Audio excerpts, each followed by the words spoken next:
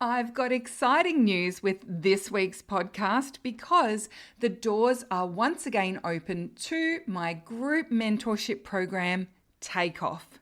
Yes, if you would like to get my advice, mentorship, and support to grow your business, to attract and convert leads into clients consistently, and to build your CEO skills and your business strategy skills so that you know where to focus and what to do in order to grow your business in the way that you want, then I would love for you to come and check out the Takeoff program. Not only that, in July, August, and September, I'm doubling the mentorship calls that you get to access as a Takeoff student.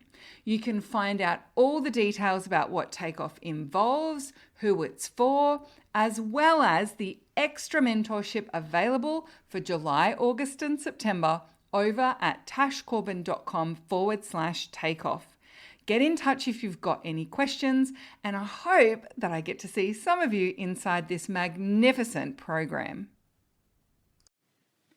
I've got a very hotly demanded podcast episode for you today. We're going to talk about creating community in business. Now, having recently reopened the Heart-Centered Soul-Driven Entrepreneurs Facebook community, I'm not surprised that it has led to a resurgence of questions about groups and communities and how to grow them. So that's what I'm going to be talking about in today's episode. This is episode number 480, which means you can find all the relevant links and the show notes for today's episode over at tashcorbin.com/480. Let's dive in. Hello, I'm Tash Corbin, a business strategist and mentor based on the Sunshine Coast in Australia. The mission of this podcast is to help heart-centered entrepreneurs to make more money and in doing so, change the world for the better. This podcast was recorded on the lands of the Gubbi Gubbi and Jinnaburra people. Always was, always will be Aboriginal land. Now, I do want to out of the gate say that if you are in the early stages of growing your business, I still do not recommend starting a free Facebook group as part of that strategy. And I've talked about this quite a lot and in quite a lot of different spaces over the years. But in summary, number one, your Facebook community is not scalable. If you have a post that does really well inside a Facebook group, there's nothing you can do to get that in front of extra audiences. The only people who will ever see it are the people within the community. Additionally, when it comes to the previous assumptions and metrics that showed that if you had a Facebook group, you'd get more reach in it than you would if you were sharing on your own Facebook page, those numbers have flipped now. So the Facebook algorithm actually doesn't prioritize your posts within your group for your audience to see it. But if you've got followers on a Facebook page, a higher percentage of those people will actually see your content, particularly if you do a good job at creating content that really speaks to them and ignites your action takers. Now, the final thing I will also say is that when it comes to creating a Facebook community, there are a lot of unspoken about or unknown costs and time and energy things around facilitating that community and getting that community to engage with each other. And so if I was to explain the difference in terms of a real life example, the example I would give is having a Facebook group is like hosting a giant networking event where you don't get a turn at the microphone. Whereas hosting a Facebook page is like inviting everyone to a speaking gig where you have the microphone most of the time. People can ask questions, people can engage with you, but they're there for you. Whereas if people come to a networking event, they're coming for each other.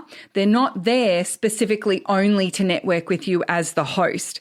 And so a Facebook community has far less return on investment for your time and energy and for the audience size that you build in there. But there's a bigger benefit to everyone in the community because they each are getting a chance to be in the spotlight. They're each getting a chance to connect and network with each other. They're each getting a chance to find the things that they need, but they're not necessarily there to get them from you. And so if you are in the early stages of growing your business, you need to learn how to step on the stage and have the microphone. So having your own platform, like a Facebook page or an Instagram profile, is actually more critical to the early growth of your startup experience and the early results that you're generating than hosting a space where everyone else is getting benefits from promoting themselves or networking with each other without you being involved in that process. Now, the great news is that you can belong to other people's networking events, right? If you were starting a business using that same example, would I say as an important startup step, you should host networking events? No. Should you go to networking events? Yes. So joining other spaces, other people's Facebook communities without the workload of having to host the space and manage the space yourself, without the workload of having to be responsible for what goes on in that community, without the workload of having to ensure that everyone follows the rules, all of those sorts of things, you just get to swan on in and enjoy the benefits of that networking event, of that Facebook community. And so I would certainly recommend being part of other people's Facebook communities as an early growth strategy for your business. And that's something that I talk about and teach quite significantly throughout my podcast and also inside my programs, especially the Takeoff program. Now, why is it that so many people want to build community and create community as business owners? Well, first and foremost, we crave community ourselves. And community-driven business feels so good, right? It absolutely does. It feels so beautiful to have a business where you are creating this sense of community and where it feels really community-driven. You're being responsive to the community that you've built. You're in conversation with those people. You have a beautiful connection with the community that you've built. So it's easy to see why Facebook groups feel like they are the best strategy if you crave that sense of community and you want to create a community. You get to be the leader. It creates that specific kind of space. It says this is a community on the box. And it also has that sense of structure. It seems to set the tone for how you want people to engage with you as a business owner. But there are so many other ways that you can still create and be part of community as a business owner without necessarily having to do it in that very structured way or by specifically creating a Facebook group or a specific community. So you can have the listeners of a podcast feel like they are part of your community. You can have the followers on your Facebook page or your Instagram profile feel like they are part of the community. You can still have that sense of you being a leader. You can have this as being a very lovely space to connect. You can have structure and you can set the tone for that community without it necessarily having to be a specific thing like a Facebook group. So you can do that with your fans. You can do that by facilitating events. When I run my webinars, the comments box is going off and people are talking to each other and saying, oh my gosh, it's so good to see you here. Oh, I love your business. That sounds amazing. So the more that I encourage my audience to talk about themselves, to ask questions, to share, to support each other, the more it creates this beautiful sense of community. We don't need to wait and do that in a Facebook group. And there is also a really big difference, I find, between a community of people who are engaging in that space for free versus a community that have paid to belong to that space. And so there are actually a lot of different choices of community building that generate different vibes and different energy have different boundaries, expectations.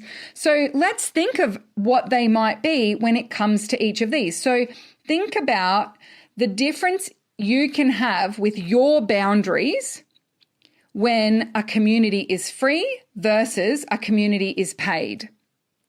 So if you facilitate a free community, whether that be a group or whether it be your followers or whether it be people who listen to your podcast, that sense of these are my boundaries around what I will and will not allow, these are my boundaries about what I will and will not answer or share, right? That can feel different when you're facilitating a community for free versus when people have paid to be part of that community.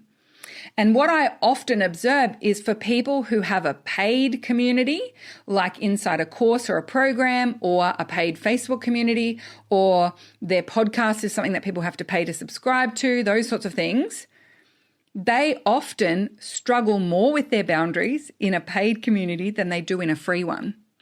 Because in a free one, they're like, well, you're here for free and I don't accept you doing that, so I'm just going to block you. You know, if someone comments on your Facebook page and they say something that's overtly sexist, you don't have to debate with them. You don't have to, offer them a refund. You can just block them and delete what they've said. And so there is actually a case for both free and paid here. It's not that one is always better than the other. It's just that there's different choices that generate those different sense of energy around boundaries. The other one would be in terms of your space, right? It's your platform versus it's a public platform. So the community building that you do with your mailing list feels like it's more of a one-to-one connection with individuals within that community versus asking people to comment on posts on social media.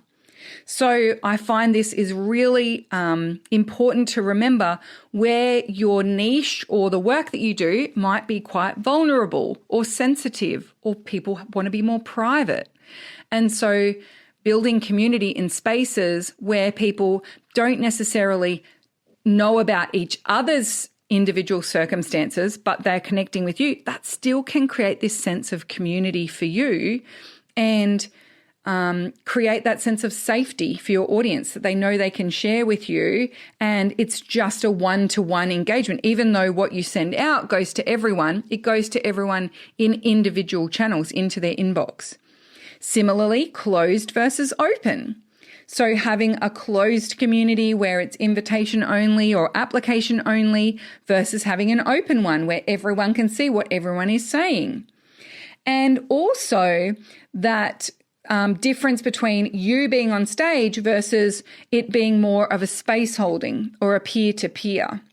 So think about the difference it would have in relation to boundaries. Think about the difference it would have in relation to the expectations people have of you as the facilitator. So having my Facebook community, for example, when someone is being overly negative, or someone has shared something that might be insensitive or triggering, or someone doesn't understand that what they've shared actually has deeper implications than the surface level that they're sharing about, it's less likely that other members of the community will step up to the plate and address that directly with the person. They'll just report it to me and expect me to step in. Whereas if that was happening in a different format or in a different type of structure of community, they might be far more likely to just address it directly with the person. They don't expect me to space hold for them there in different experiences or in different formats of group or community that I might facilitate.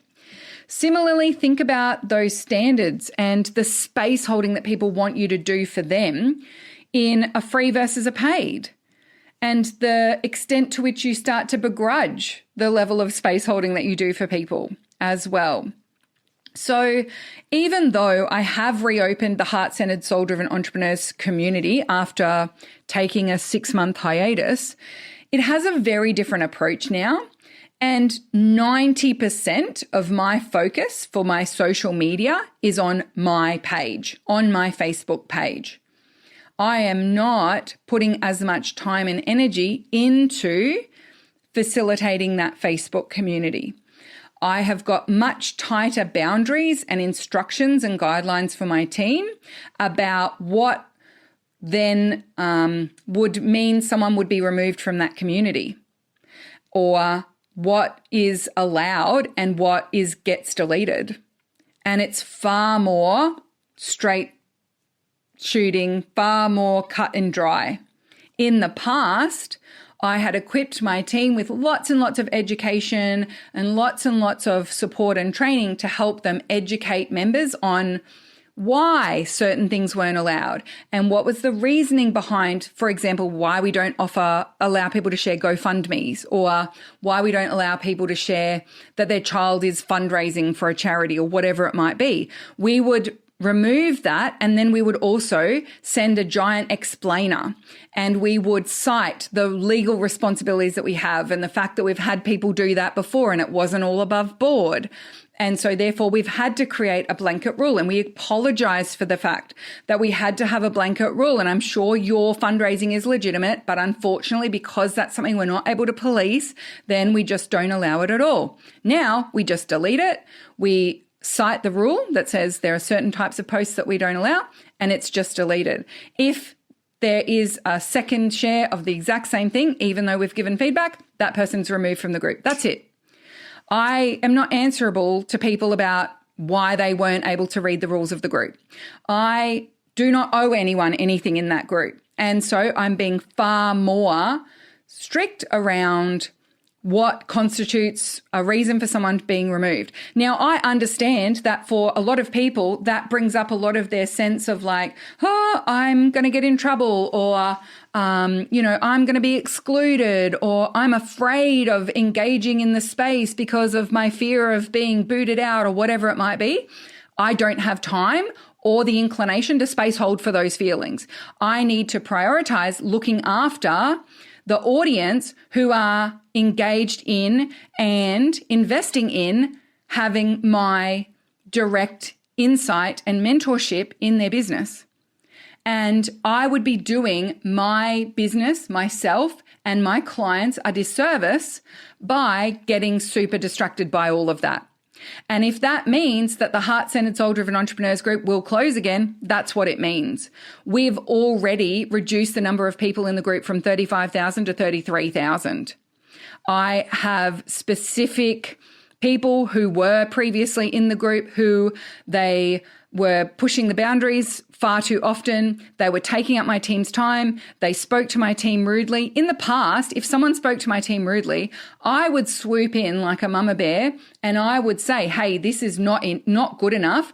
Any further cases of that and you'll be removed from the group. I expect you to speak to them with absolute respect and acceptance that they are managing a community of 35,000 people. And whilst I understand you're upset that your post got deleted, that is no excuse for speaking to my team rudely. And I would engage with people one-on-one over and over and over again to explain things and to set boundaries and to remind them of stuff. Now they just get removed. And they get blocked from even seeing that the group exists anymore. And so I know that that might sound quite strict and quite brutal, but for the size of the group, there are far more people who value the group and prioritize the group and engage in the group really fairly, who invest time to really deeply understand how to make the most of that group, how to ensure that they stay within the guidelines. I'd rather just reward those people and remove people who aren't willing to put that time and energy into, because the Heart-Centered community is a free resource. It is a free opportunity for people to be able to promote themselves, to promote their businesses, to ask market research questions, to find business besties, to find new friends, to connect locally. I'm facilitating and providing something that is deeply, deeply valuable, but it's only available to the people who are willing to respect that and to the people who are willing to put in the time and energy to deeply, deeply understand how to navigate that and how to make the most of it and how to comply with our guidelines and rules. Now, I, of course, wouldn't just boot someone out first go without any explanation, without any warning, but we are giving far less time to trying to encourage people to educate themselves, encouraging people to read the rules, encouraging people to learn and observe and see what the vibe of the community is. If they're not willing to do that, if they're just seeing it as a spam and run kind of platform, they'll be removed. We've also removed people. We went through and looked at people who were quite prolific posters, but I don't remember ever seeing anything other than a promo.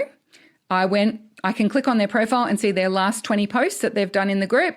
If it's all promos, they got removed from the group and banned. They can't see it anymore. Because if they're not willing to engage with the group in any way other than promoting to us, then they don't understand. And I'm not going to invest the time or ask my team to invest the time to educate them on that and to try and convince them that we're a community worth giving time and energy to other than promoting to. So you can see that that's a very different vibe and it's a very different tone. That being said, I'm also being far more consistent with ensuring that the group is aware of what are some of the things that I do and where to follow me if they want me to hold the microphone, because I rarely hold the microphone in that group. So they need to come and follow me on my Facebook page. And if you aren't following me on my Facebook page, I would definitely recommend that you come and follow me there, because that is where I'm spending 90% of my focus, right? That's where I spend 90% of my focus. Why? Because that's the space where I hold the microphone. That's the space that's scalable. If I create content on that page and it does really well, I can boost it to the rest of my audience with ads. I can even promote it to a cold audience with ads. I can scale up the reach of a post that works rather than just trying to grow reach for reach's sake. So when it comes to creating community in business, I want to invite you to think about outside the box a little. And rather than just default to, I need to create a Facebook group, or I need to create a specific group or a thread or a community space that has a structure that's very obviously a community, I want you to get creative about the ways that you nurture and encourage a sense of community on your platforms, on spaces where you are specifically the leader, where people are there to hear from you. So you can encourage people to engage with each other in the comments of your socials. You can facilitate webinars, workshops, events, spaces where people are there to hear from you and to listen to you with the microphone. But as a secondary benefit, they also get to engage in community. They get to connect with each other. So when I open webinars, I always encourage people, for example, to share a little bit about their business and a link to their socials where we can all follow them. And a lot of people who come to my workshops and webinars, they love that. They love being able to go and follow other people who are within this community, who learn consent-based marketing from me, who they feel like they can have more trust with because they're in a space together learning about marketing without using manipulation, marketing without using coercion. They're in a space to learn about how to improve the quality of the service they deliver, how to step up and be a leader in their industry without having to convince everyone else that they're beneath them, right? If they're consuming my content, if they're coming to my workshops, that creates a lot of trust for my followers, for my audience, for my community, that they can lean into getting to know each other, that they can have that little bit of extra sense of trust with each other, and that connection, that peer-to-peer connection that they have is going to be one that feels really valuable, that feels really nourishing and nurturing.